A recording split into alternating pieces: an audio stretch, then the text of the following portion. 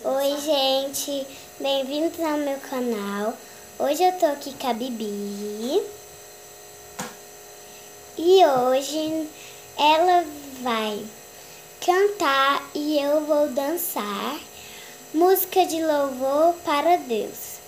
Espero que vocês gostem muito, deem muito like nesse vídeo, se inscrevam no canal. Tchau! Vamos lá pro vídeo.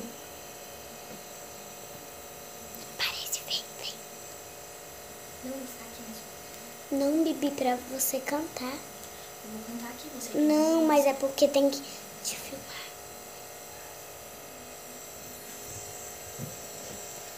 Lá. Você não tem que te filmar. Não, pelo amor de Deus. Eu vou cantar, não vou dançar. Tá, Lá, lá, lá, lá. gente, a Bibi que lá, lá, lá, lá, lá, lá, lá. Lá, lá, lá, lá, lá, lá, lá, lá, lá. Deus está sorrindo porque Ele te ama, mas o pecado te separou. Veio então Jesus e morreu pelos meus pecados, ressuscitou e vivo está. Se você o convidar, em você Ele vai morar. Seus pecados perdoados. E agora salvo está. Deus me ama, isso eu sei.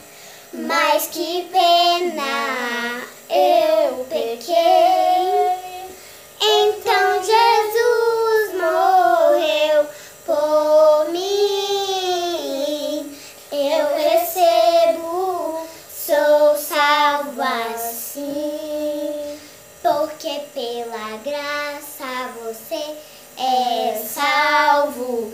É pela fé, é um presente de Deus.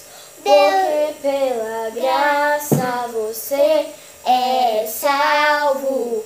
É pela fé, É um presente de Deus. Agora eu e você. Deus me ama, isso eu sei. Mas que pena, eu pequei. Então Jesus morreu por mim. Eu recebo, sou salvo assim. Gente, então foi isso. Vamos lá. Meta de likes. 1.800 likes. Também não exagero. Vai. Oi, eu faço desafio na piscina e nós cantamos dentro da piscina, não é verdade, Bibi? Pode ser. Vamos lá. Tchau!